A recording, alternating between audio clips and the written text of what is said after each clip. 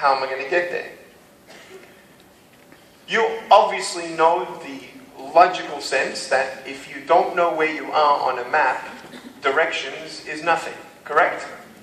Someone asks you, who are you? Are you defined by what people think of you? Us men, we have a subconscious weakness that we feel better about ourselves and more confident about ourselves if we know that the paychecks of this year were better than last year.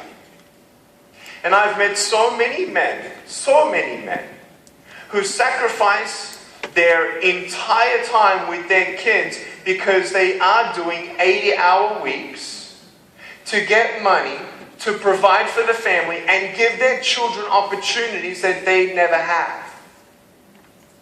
And in the end, if I did what I needed to do, if I was that type of person, I could really quickly envision that at the end of my life, in my funeral, all the good things about Nick Vujicic would be spoken and said. And people would come up to my son and say, your dad was a good man. And if I never took the time to be with my son, and I never really had an honest analysis of who I am and my priorities as a father, as a husband, when that person says to my son, your dad was a good man, he could easily then say, yes, my dad was a good man, I just wish I knew him. You see, if I had to choose for my son to go to the best college or university, or have a father, what do you think I would? Do you think I would compromise a little bit? What's the most important thing? How are you living? I want to do a quick analysis on you because I need you to know you before we know where you're going. Okay? I want you to write now on your piece of paper, write down your top 3 priorities. Eyes. Oh, good job. Now you can put your hands down. Put your hand up if you say family. Family is there. Good. Put your hand down. Put your hand up if you say faith. Faith is there for you. Put your hand down. What else did you put down? Happiness. Friends. Put your hand up if you said friends. Okay, good. We're not going to go through any more lists, but here's my question to you. Ready?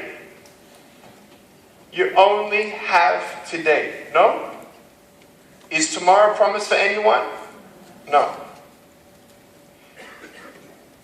If this was the last 30 seconds for you to breathe,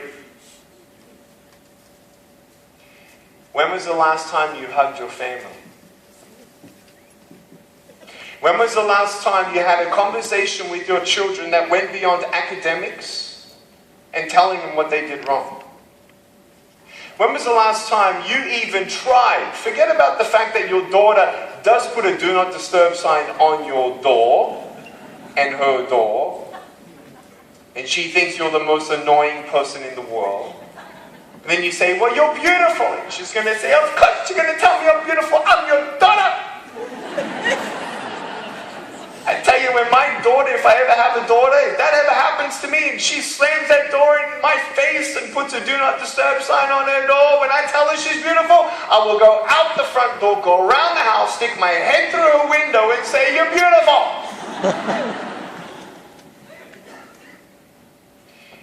Nick, we're here for you. They made my home feel like a refuge. That no matter what war I would face out there, I knew I could always come home.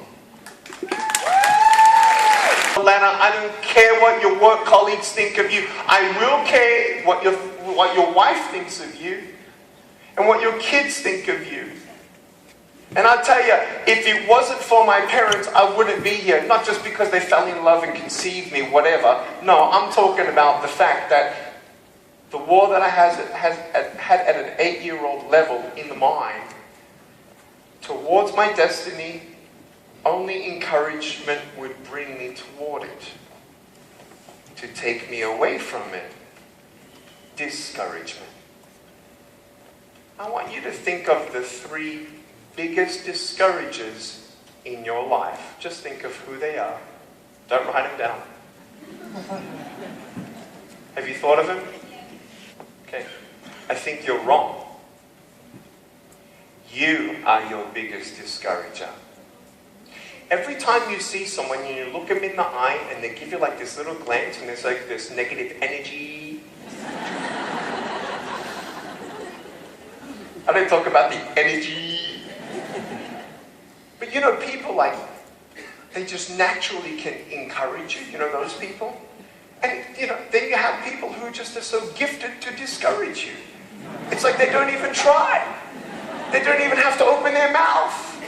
You can already read their mind. You can feel them coming around the corner. Does anyone have any of those people in their life? Yes, you do. But here's the point.